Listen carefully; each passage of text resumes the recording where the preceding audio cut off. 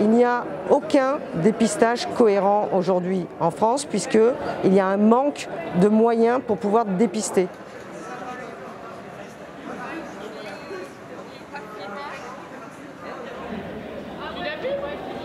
Les conditions de vie étaient extrêmement difficiles puisqu'ils étaient confinés dans un lieu où il n'y avait ni eau, ni douche, sanitaire, distribution alimentaire. Et c'était particulièrement fermé depuis une semaine par la police pour éviter qu'ils sortent.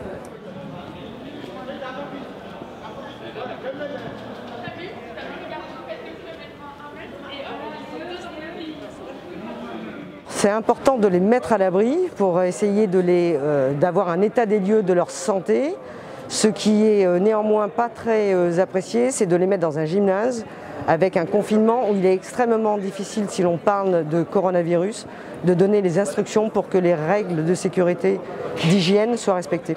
L'idéal, ce serait d'avoir des bâtiments, des hôtels avec des chambres individuelles, voire 2 lits éventuellement, comme ça la sensibilisation auprès de ce public est beaucoup plus facile. Mais il est vrai qu'aujourd'hui, les gymnases, c'est pratiquement la dernière solution avant le camp. Donc c'est absolument pas idéal.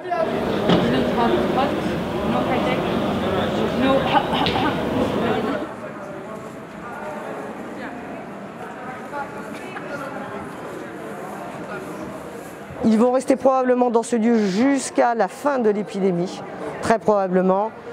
Et après, tout le dispositif classique, c'est-à-dire difficulté d'accéder à une demande d'asile va reprendre. Parce qu'actuellement, les tribunaux sont fermés, tout ce qui est procédure d'asile est en suspens, tout le dispositif juridique s'arrête.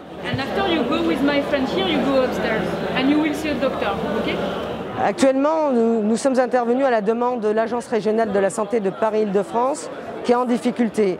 C'est cette agence, l'ARS, qui est supposée fournir tous les kits de dépistage.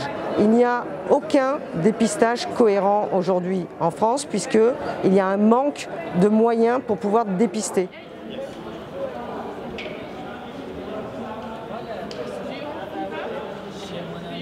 En l'occurrence, sur ce site où nous sommes venus, nous avons eu 5 kits. Il y a en tout 600 personnes sur les 6 sites d'hébergement, ce qui est absolument insuffisant.